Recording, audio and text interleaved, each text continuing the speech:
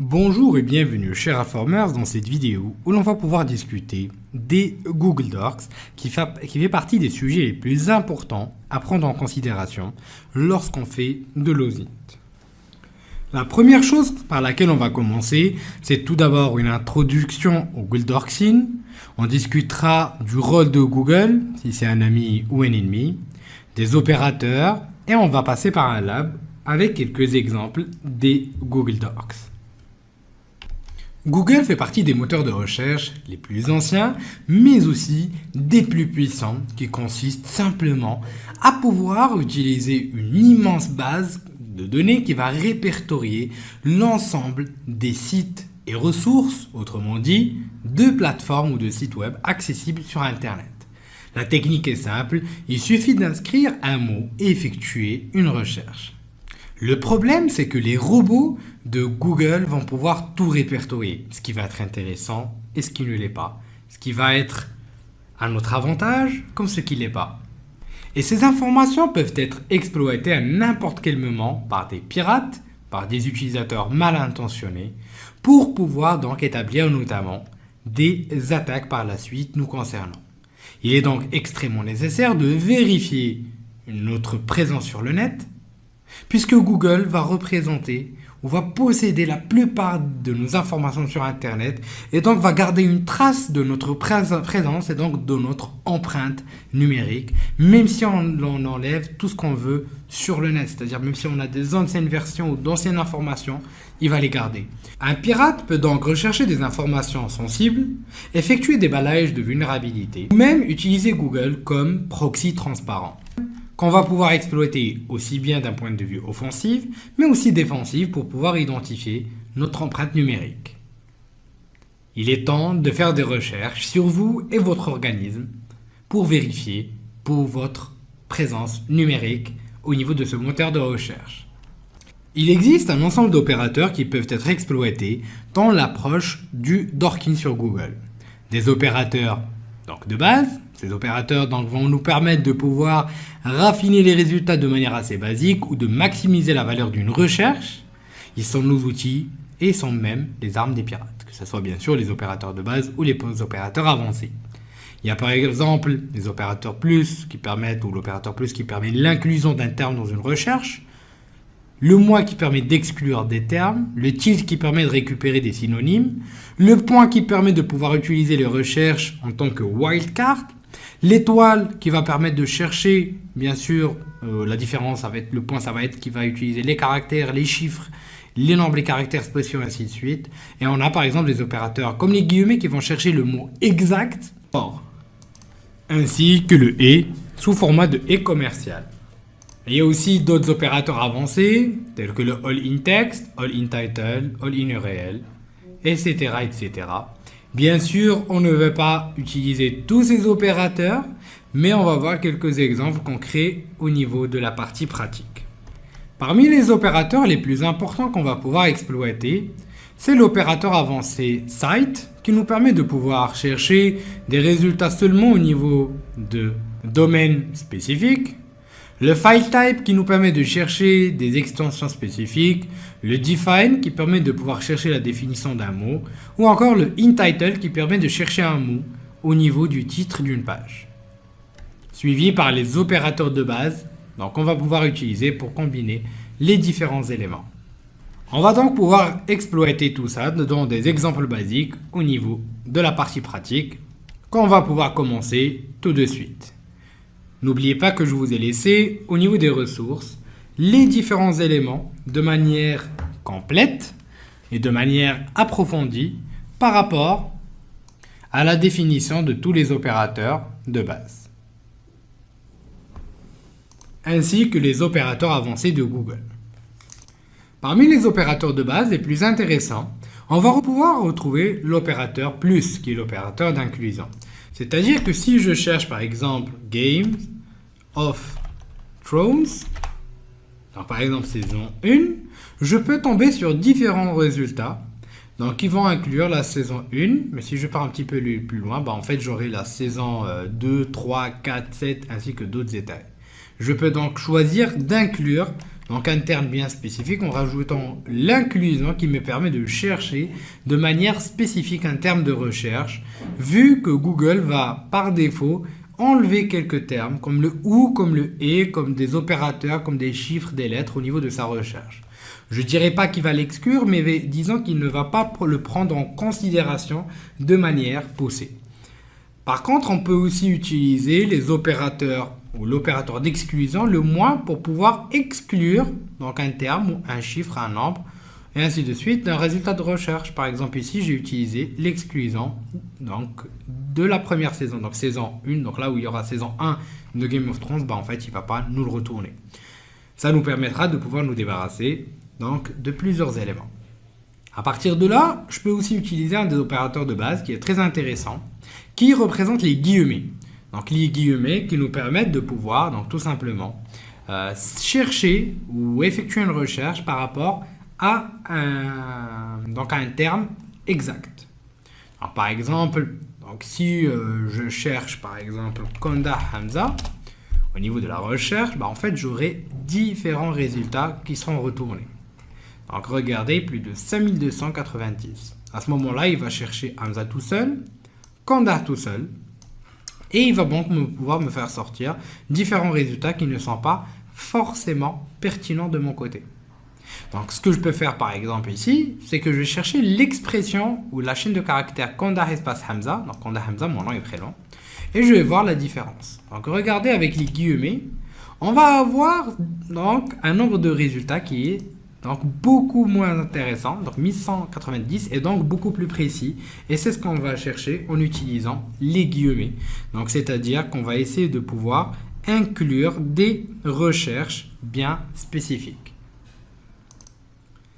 Inclure des termes de recherche bien spécifiques ou des chaînes bien spécifiques. On peut donc aller jusqu'à réduire le nombre de recherches à 99. À 99% du résultat. On peut aussi utiliser des opérateurs comme le point qui permet de pouvoir chercher toutes les possibilités avec un caractère simple. Par exemple, je peux faire matrix et là il va chercher matrix avec un A, matrix avec un moins, avec un O, avec un C, avec un arrobas, etc., etc. Donc il va récupérer toutes les recherches possibles. Et on peut aussi utiliser l'opérateur étoile, donc qui va pouvoir donc chercher toutes les possibilités avec n'importe quel mot au mode wildcard. Donc par exemple, je peux faire game of étoile et il va chercher toutes les possibilités possibles. Game of Life, Game of Thrones, etc., etc. Donc avec toutes les possibilités, ce qui en fait beaucoup. Donc ceci représente quelques exemples d'opérateurs de base. On peut aussi voir des opérateurs avancés, comme l'opérateur site qui me permet de chercher par exemple des éléments bien spécifiques relativement donc, à ma recherche, donc notamment. Et on a par exemple l'opérateur avancé site qui me permet de chercher des résultats bien spécifiques, donc par exemple un domaine que je vais choisir. Donc, par exemple, je peux choisir de chercher des résultats juste et seulement au niveau donc, du domaine pastbin.com. Je peux faire par exemple aussi site alform.com, il va me chercher que des résultats au niveau de la plateforme alform.com. Donc il n'y aura que ça en fait, ainsi que ces sous-domaines. Je peux après jouer avec les sous-domaines en choisissant par exemple www.alform.com ou je peux choisir par exemple blog.alform.com, etc., etc. Donc, dans mon cas, je vais laisser par exemple alform.com comme résultat de base et je peux choisir des recherches spécifiques comme Konda Hamza par exemple. Et là, il va me sortir tous les résultats y a mon nom au niveau du domaine, donc alform.com. À partir de là, je peux aussi prendre d'autres exemples. Par exemple, je peux partir sur pastbin et voir par exemple quels sont donc, les comptes avec mot de passe exposés. Donc, par exemple, je peux mettre account, password. Je peux prendre l'exemple par exemple de compte NordVPN pour l'exemple. Et là, je peux tomber sur des comptes qui sont exposés au niveau de NordVPN avec nom d'utilisateur et mot de passe. Et vous l'aurez compris, tout dépend de votre imagination au niveau des Google Docs. Donc là, par exemple, j'ai des comptes qui vont exposer que qu'en 2021, par exemple, d'autres en 2022, etc., etc. Donc après, bien sûr, il faudra essayer de filtrer tout ça. Et on peut même utiliser ou combiner entre différents opérateurs. Par exemple, je peux prendre conda.com et je peux utiliser l'opérateur avancé FileType, si vous vous en rappelez, qui me permet de chercher des types de fichiers bien spécifiques. Donc le FileType, il est extrêmement intéressant parce qu'il me permet de trouver des documents concernant des extensions bien spécifiques. Donc là, par exemple, dans mon FileType, je peux chercher par exemple des fichiers PDF exposés sur ma plateforme. Donc j'ai le guide Shodan, j'ai des éléments sur la partie Wi-Fi. Donc par exemple, ça c'est un cours que j'ai oublié sur mon FTP par exemple. Et ainsi de suite. Je peux faire pareil, par exemple, sur Alform pour voir qu'est-ce qui va être exposé comme PDF. Donc alform.com par exemple. Pareil. On peut même chercher, par exemple, sur tout le net, des file types en PDF avec comme mot-clé confidential. Voilà, comme vous pouvez le voir, et là on peut tomber sur tout et n'importe quoi. Donc là, les autres PDF qu'on a récupérés tout à l'heure et les résultats qu'on a pu voir, etc., etc. Donc tout dépend en fait de ce qu'on cherche. Après, il y a aussi des opérateurs qui sont assez intéressants, comme l'opérateur InTitle, qui permet de pouvoir effectuer donc, des recherches dans au niveau du titre des pages. Donc là, par exemple, je peux chercher des directories ou des directory listening, donc à travers l'opérateur InTitle. Donc ce qui me permet de pouvoir chercher, autrement dit, des informations bien spécifiques au niveau, ou un terme bien spécifique, au niveau du titre d'une page. Donc à ce moment-là, je peux par exemple chercher dans ce cas-là les directory listening, comme vous pouvez le voir, et je peux tomber sur des éléments assez édifiants. Donc là, par exemple, je peux chercher index-of, et à partir de là, je peux effectuer, donc par exemple, où je peux trouver vraiment des éléments assez impressionnants, comme ça en exposé. Et je peux par exemple combiner ce dernier avec d'autres indicateurs. Par exemple, je vais lui dire de me chercher le terme spécifiquement OpenVPN, donc OVPN, qui va me chercher donc tout simplement les extensions OpenVPN présentes au niveau des directory listening exposés ou des répertoires exposés. Et parfois, on tombe, comme vous pouvez le voir, sur des fichiers de configuration déjà prêts, exposés sur Internet. On peut bien sûr jouer avec comme on le souhaite. Comme par exemple pour récupérer des films par exemple. Donc ça c'est juste en guise d'exemple, attention. Donc là je peux chercher par exemple .mp4, je peux chercher par exemple un Avengers. Et lui il va me chercher par exemple tous les termes Avengers qu'il y a. Et vous pouvez tomber sur les films déjà prêts en mp4 que vous pourrez récupérer par exemple. Tout dépend de ce qui va être exposé sur le net et tout dépend de votre imagination. Et un dernier pour la route, ça va être tout simplement l'opérateur InText. Donc l'opérateur InText, quant à lui, permet de trouver un terme de recherche qui va être présent dans le corps du texte d'un document. Donc par exemple, ou d'une page, pardon. Donc là, par exemple, je peux choisir de chercher au niveau du site Trello de travail collaboratif. Donc seulement et seulement au niveau de ce dernier, donc je vérifie mon filtre.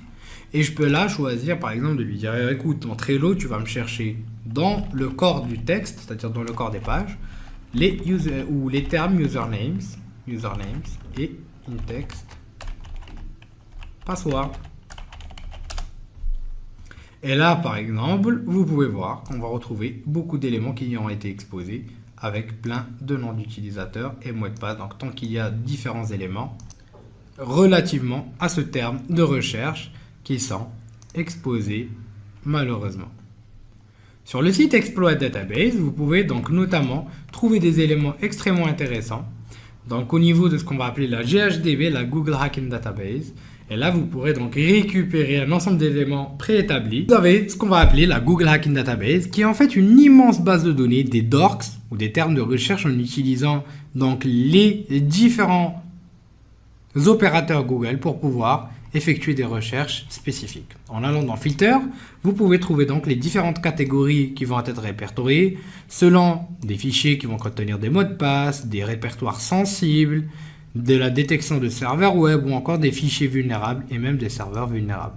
Vous avez aussi d'autres catégories un petit peu plus en bas, comme des fichiers contenant des mots de passe, des vulnérabilités de données, des pages contenant des portails ou encore des vulnérabilités spécifiques, par exemple même des CVE. Il suffit de cliquer dessus pour avoir donc, tout simplement la docs en soi, la description, ce que ça fait et la référence. Et en cliquant dessus, vous allez pouvoir effectuer votre recherche automatiquement à travers la docs qui a été mise en place. À ce moment-là, vous l'aurez compris, la recherche via les Google Docs va pouvoir dépendre de votre imagination, de ce que vous souhaitez effectuer. Il vous suffit d'avoir des variables d'indication, ou des variables, ce que j'appelle des variables témoins, pour pouvoir effectuer vos recherches. L'objectif, ou l'élément le plus important, est de savoir ce que vous cherchez. C'est l'élément le plus important. Et sur ce, je vous dis merci de votre confiance et à la prochaine vidéo sur Alpha.